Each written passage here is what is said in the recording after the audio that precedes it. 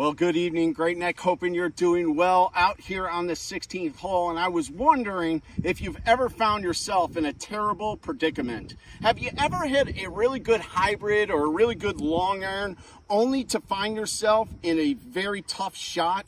Maybe even when you're walking up onto the green and you're looking for your golf ball and it's even very hard for you to even find your shot. Well, I have found myself in that tough spot today. I've walked up here to the right side of 16 and my ball is sitting down here deep into the rough. And what I have done is I've short-sided myself. What that means is I haven't left myself a lot of green to work with. Have you ever been there? Well, I wanted to give you a little shot that you can put into your arsenal and be able to kind of pull out when you do something like this and find yourself in a very tough spot. And so I want to show you just the hit and hold kind of shot here. And it's a typical pitch shot, but it has a little bit of play with your hands and your wrist to be able to have this ball come out and then just release to the hole. So there's a couple of things you want to do when you find yourself in a very tough spot or a very tough lie when you short side yourself. The first thing I want you to do is open the blade. I want you to open your most lofted club, whether it be a 56 degree or a 60 degree, and I want you to open it up to where you can expose the bounce. I hope you can see that on the film. But what I'm doing is this would be the leading edge, and then I'm opening the club to where you can see that there's some room there between the leading edge and the bounce. This is the bounce here.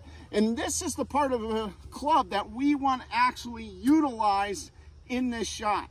So what I want you to do is ultimately open that club face so we can expose that bounce and hopefully use that to get under this golf ball and hit a nice soft shot that releases to this hole. So what you're going to do to hit this hit and hold shot is this.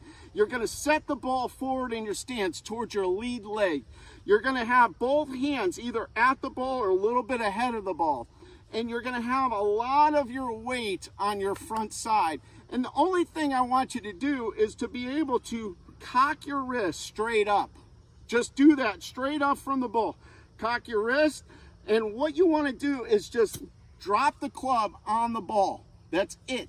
And just watch this ball come out softly, and then it's going to release. And the reason why it's going to release is because of the terrible lie you found yourself in. So if you've ever found yourself in this predicament, hit it and hold it.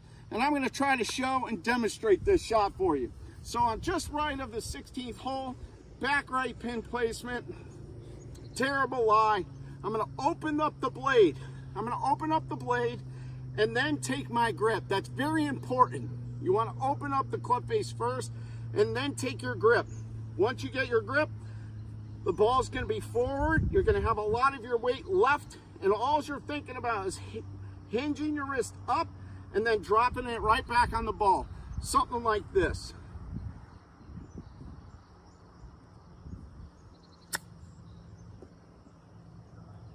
Wow, that came out a little bit quick, but still not a bad shot, about 6-7 feet.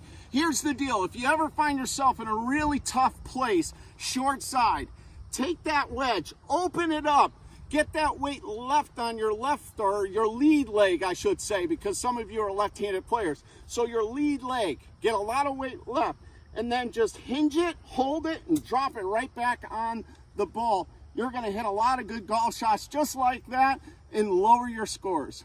Hope to see you soon next week at Great Neck. Look at this beautiful sunset we have here. I wish you a great weekend, Great Neck. Keep swinging, folks.